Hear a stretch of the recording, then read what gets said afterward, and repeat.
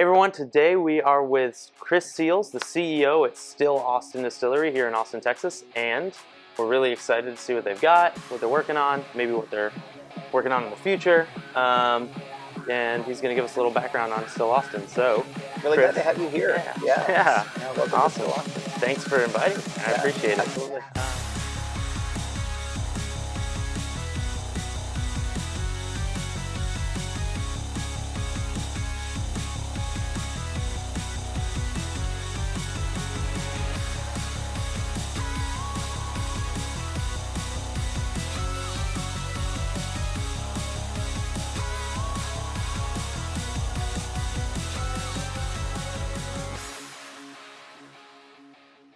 Why don't we kick it off with you telling me a little bit about the inspiration behind Still Austin as a whole? Located in the heart of Austin, and you know, we really wanted to make something that was really special and very authentic to not just our place, but our ingredients, the things that we have here, our agriculture, For sure. and even gives a sense of who we are as people. This sounds like easy to say, but it's actually harder to do than you think. It's like when you're making a bourbon, you don't know for years how it's going to actually For sure. turn out.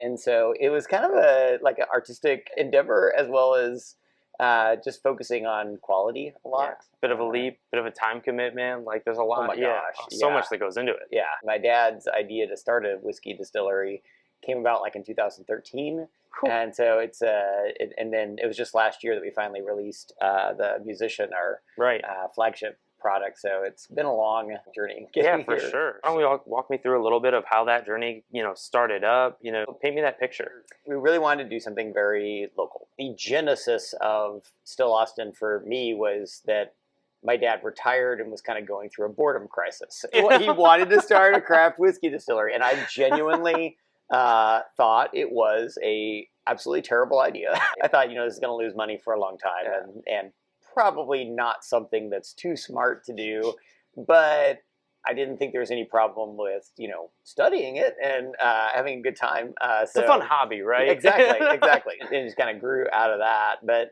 we wanted to make something that is really genuine to Texas and to Austin. And so from the very, very start, we made a commitment that we're gonna limit ourselves and only work with grain that is grown here in Texas. Okay. And we really like that there are some grain varieties that are pretty prominent, in our food culture, that we wanted to highlight and see how they taste in bourbon. Like here, we use a lot of white corn. That's like the same thing that we use like in our corn chips, our corn tortillas. Very familiar to us, as opposed to like the yellow corn you find in Kentucky, right? Exactly. Just different cultural and regional varietals. Precisely. Yeah. Our climate is a little bit warmer here. We don't have such a cold winter. Except this year. We did have a bad snap the one-off this year. Once in that a was 30 a really year. bad one. Yeah, hopefully we won't have that again. But we tend to have grain that, in our corn, that it gets wet kind of at the right times of the year and tends to produce more starch and is naturally a little sweeter. That adds a little something to the bourbon. And we also use a variety of rye called Elbon rye. Most of the time, rye is grown in Canada, cold climates. The crop kind of likes that cold weather. We have a different variety of it that grows down here, and same sort of thing happens. So we get a little bit more starch in the rye, and it kind of, instead of being just a big spice bomb, it's kind of sweet and spicy. We buy 100% of our grains from Texas farmers. Awesome. Okay. All actually family-owned farms. This is Lone Star Family Farm up in Sunray. Awesome. Texas. So when I was there last time, they gave me this sweatshirt. It's really nice to be able to work with, really from the ground up, work with what we have here. Our farmers take a lot of pride in taking care of the land that they farm. They want to be able to pass on that farm to their grandkids, their great-grandkids. They don't want it to be depleted. And so they really take care of the land. A lot of environmental sustainability built into the way that they farm. Not like a money-making endeavor. It's a lifestyle. It is, and like you said, family-owned. Like that's the whole point of it. It's exactly, and it's a big part of Texas. Very much. The pride that we have. We make by hand everything ourselves, from grain to glass. We do not buy any aged spirits or any spirits whatsoever from other places. Mm-hmm. We make them, we craft them out of what we've got here. Yeah. And that's it's a little bit more rare than you might expect. That's a long way of doing things. And a more expensive way in most cases. But yeah. it's, it's funny, I see a lot more, the more I talk to people doing this, the more I'm seeing there's just such a resurgence in the family values, the small business values, the doing things the harder way, but the more value and quality oriented way. Yep. Absolutely. And Austin is, a huge market for that, but they're not alone. You're yeah. seeing it everywhere nowadays. Yeah, absolutely. And that's a big part of like the Austin food culture is quality. Absolutely. Making things that are better than what you can find somewhere else, but are made here. They're made with like a lot of care and focus. And are unique in their own way. Yes. Texas is a wonderful state, and we are Texans, but we're also Austinites. And kind of the whatever, the blue dot in the red state. It's its own subculture to a certain degree. Absolutely. Yeah. No, we're a different group of people in this whole process of making something that has a flavor from our place. It's not just where it's sourced from, but like all of the care and the way that it's distilled, the very intentional way of maturing the barrels. We use a slow reduction.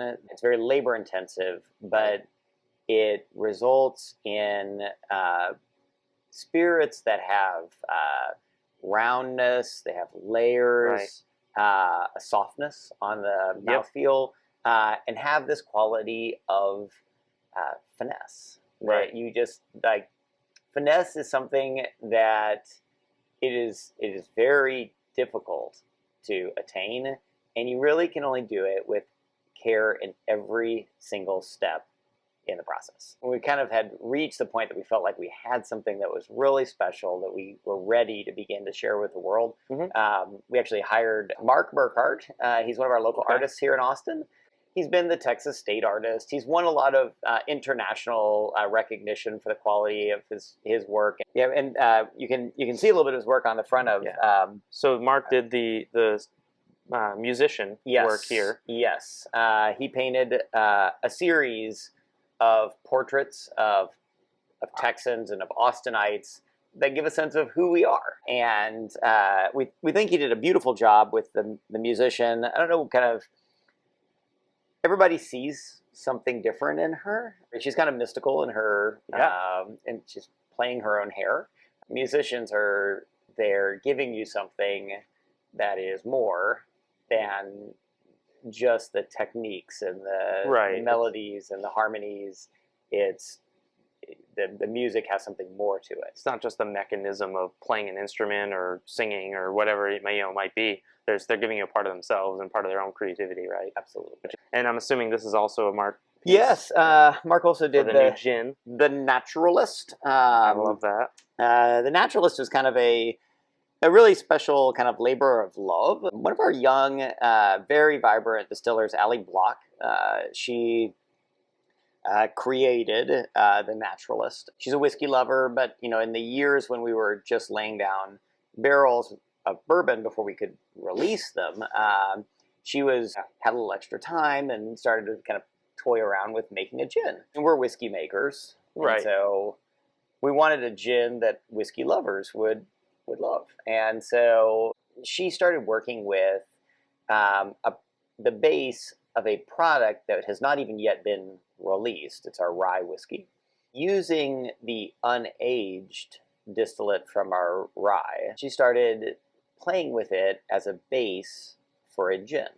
And because whiskey lovers tend to love flavor that kind of comes naturally from the grain and the barrels, and we thought, why not put that rye kind of at the center and see if we can create a gin that kind of speaks to that rye, and then pick botanicals in addition to juniper that kind of pair well with the rye. Right. And you can see all of the botanicals that are in the gin kind of surround the naturalists there. Oh, that's even cooler. So you kind of get a sense. And we love nature here in Austin. Like, I mean, obviously it's like greenest city, green belt, the way of life here. We love to be out in the water, on the water. Recycling focused, out on the water, outdoorsy, yeah, for sure. Absolutely. And if you look closely, she's not wearing maybe too many clothes. And I think that might even be something that we enjoy here. Reference in to Austin. Hippie Hollow. Exactly. Normally you don't drink gin neat, but it is really quite nice to try. That's the only way to really get the full flavor effect, right? Absolutely.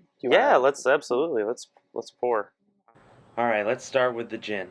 Absolutely. Well, cheers. Yeah, for sure. I tend to think of gins as having a citrus component, potentially a floral component, herbaceous component, which can also include like earthy notes, and then a spice component. How many botanicals? How many do you use? There's 12 botanicals. Okay, so there's a fair amount. It takes a a little more experienced palate to really pick them apart. That's kind of one of the special things about gin is that you recognize certain things, but you don't normally consume them independently and in these mixes, and so it feels familiar, but at the same time, almost everyone has a hard time picking out the other botanicals. One of them is it's a variety of tarragon called Mexican Mint Marigold. It adds almost a little bit of a licorice kind of note to it, and mint, and that's really the only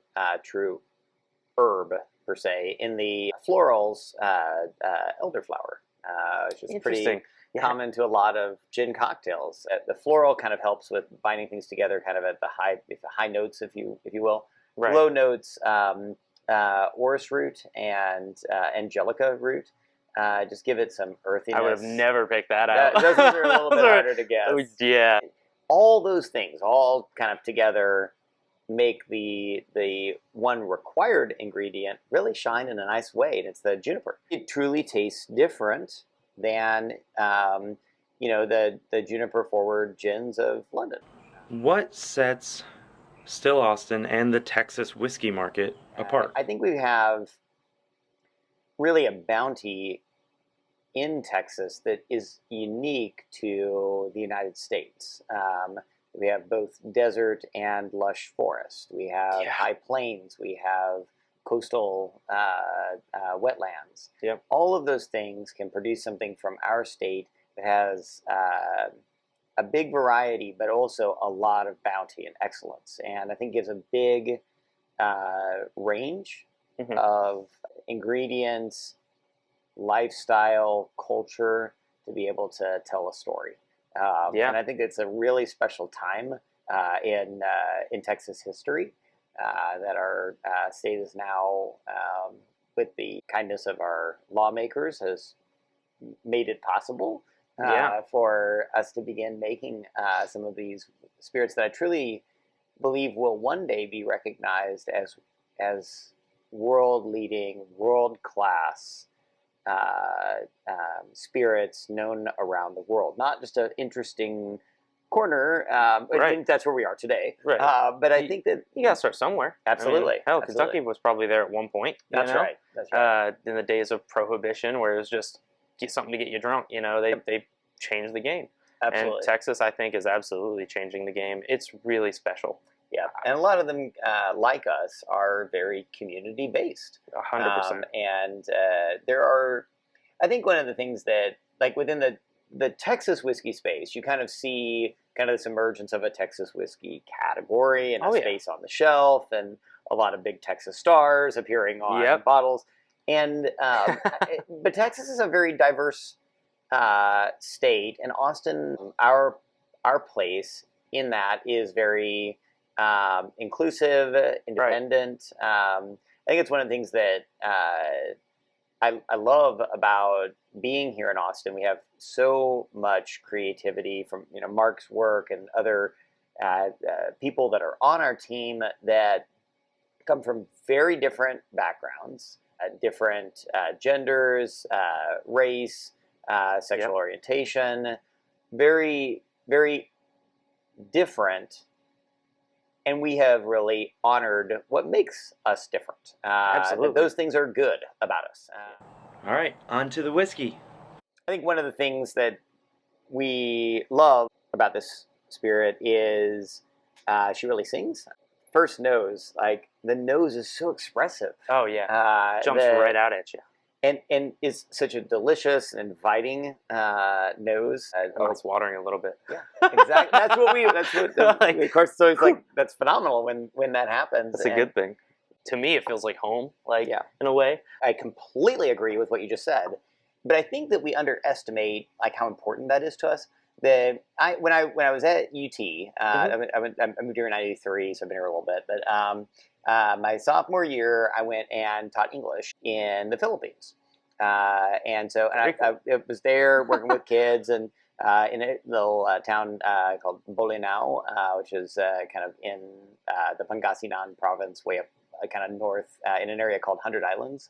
It's a really neat community up there. But while I was there, my mom made me her chocolate chip cookies and sugar cookies and sent them to me. And I was so excited when they got there. And they don't make very many home baked chocolate chip cookies. They do not. And so, but she made so many. I was like, I think I can share these with my kids. So after our lesson, the day after they arrived, it's like I have something very special to share with you, and you are going to love it. Oh, boy. And I get out the cookies, and I had to cut them in half so that everybody could get one, and lay them out on the table, and that everybody can get one, and like just one. And they're excited. Yeah. Don't eat it yet. We're gonna all eat it, and at the same time. And they took a bite, and I could never have expected the contortion and feeling of disgust that these kids felt as they started spitting my mom's sugar cookies out on the floor, on the ground, like literally like gagging. They were so disgusted by my mom's really delicious sugar cookies. They had never before tasted refined sugar. They had never before tasted wheat. Yeah. They had never tasted chocolate, and they had never tasted vanilla. Right. These were like the core essentials of dessert life in Texas. It's and like everybody knows that flavor. Everybody associates it with grandma's house and home. And they had never tasted what to them they tasted bizarre, exotic, not right. There's something about what happens to us as children that what we experience from our earliest years begins to lay a foundation in our mind of what we like. And the people who raised us and kind of set the standards of care and like were those safe places. They fit into those same layers of love and home and recognizing something that feels very good, very safe. It's your safe place. It's your comfort zone, you know? Yeah. It's where you came from. What I hear most often from people when they taste our whiskey is, I love this. I love it. I think the reason why they love it is they recognize it. We bear the name of our city on our product. And we take that very, very seriously, not very lightly. We want to make something that we can truly be proud of, and kind of carries with it the spirit of Austin, Texas. So, what's the inspiration behind doing like these little like are they meant to be like testers of what do people really like? You know, what could we do if we were to expand the line, or are they truly just we just want to experiment, and we're never gonna, we're kind of gonna keep it very simple, but do fun ones on the side here and there. No, all those things are good side benefits, but we are a very creative community here in Austin, Texas. Like we are not, we're not afraid to be on the edge. The Distillery Reserve series was created to highlight and celebrate the creativity that we have. So with the barrels that go into the Distillery Reserve, our distillers make the very best every single day. Every one of these barrels will be the very best that can be made, full stop. Okay. But with the Distillery Reserve, we give them the license to take it a step further and really push the envelope with a finishing barrel or something that is very unusual. With the double barrel, we took our first 6 barrels of the Musician years ago. It was tasting so good. We took a 6th out of those barrels and combined them and blended them together into their own barrel. Wow. And then aged that for an additional 3 years in a finishing barrel. And that gave birth to the double barrel. We have a unbelievable creative team who want to tell that story. And we only have a label, really, to tell a story. Like, it's very simple. But what we challenge them to do is take it a step further and work with a local Austin artist to do something that ain't never before been done. The double barrel, it is obviously created in 3D.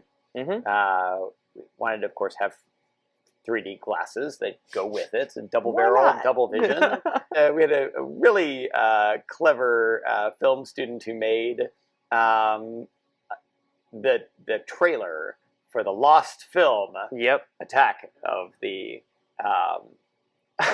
monster from Four Fathoms. And so it was our ode to this film that actually never existed.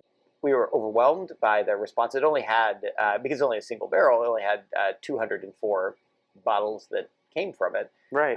And we had,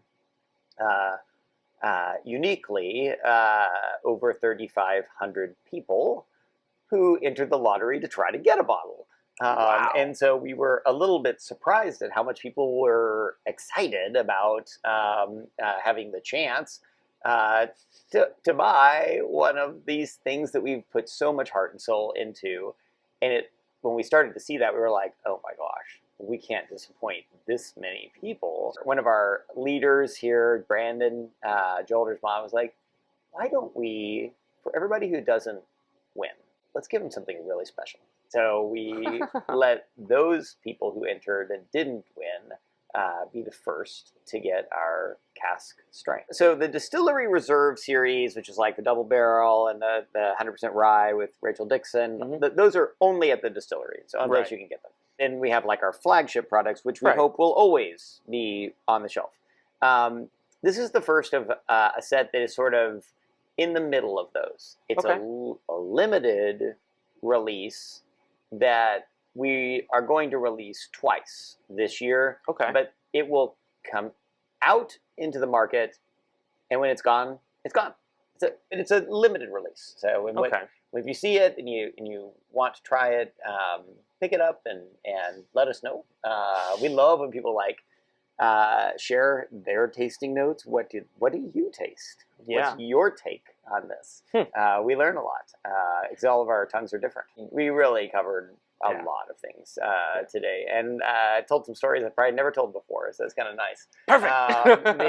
That's the goal. That's what I love about this, because it's hard to just go on and read about a whiskey or read about the history of a site. You're not able to just share the whole story. You want snippets that people find interesting that bring them in, right? And there's an art to that too. Absolutely. And that's where, when you really start talking to somebody and really dig in to ask questions that maybe they haven't thought to talk about before. Or haven't had that question asked in that way, that's when fun and really interesting and passionate things really come out. That's what I love about doing this. I can kind of piece together still Austin, still distilling Austin whiskey. What is the significance of the bird that's flying over? Sometimes when you really focus on making something that's really beautiful, but is made as a representation of and truly comes from the people of your place. And I'm not talking about the people like us, the people who make it, but us, Austinites, Texans, who we are. Each one brings something a little different. And sometimes something emerges out of that you didn't expect, but is it's very special, and it carries with it a symbolic meaning Okay. that maybe is the meaning itself can be felt more than it can be explained. Mark introduced this lovely redbird. You can see her right there. She is flying above the musician, and the bird could signify many things within the context of the painting. It is a very unusual bird. It is flying against a beautiful sky, just like we have here in Austin, endless summers. And red bird against the blue sky. Yes. It juxtaposes it nicely. It's artistic. Yeah. It also, one of the things I saw in the bird in his initial expression was, I can hear her voice a bit. We think of them as creators of songs. And, so she kind of accentuated the musician who's singing, and she's quite different. Like, even from her facial structure, you can tell she's not. You might guess what her ethnicity is, just in the painting, right? Because she is independent and different, unique. One thing that we really believe in is honoring what makes us different. I think for every person, being able to come to terms with, accept, and love and cherish what makes us different, it's one of the most powerful things we can possibly experience. It unlocks so much in our lives. And that's a lot of things to put into a very simple symbol. But there's an element of freedom, like you said, that comes when you really honor what makes you different. When you have a whiskey with someone, you're letting your guard down. Yeah. You raise a glass. You celebrate their worth. There is nothing quite like sharing a whiskey with someone. And I don't know, I hope that the bird will encourage, maybe a little bit, on some distant level, people to see the value in the person that they're sharing that whiskey with. Really like that. Yeah. Cheers to you. Sharing. Hey everyone, happy last day of Bourbon Heritage Month.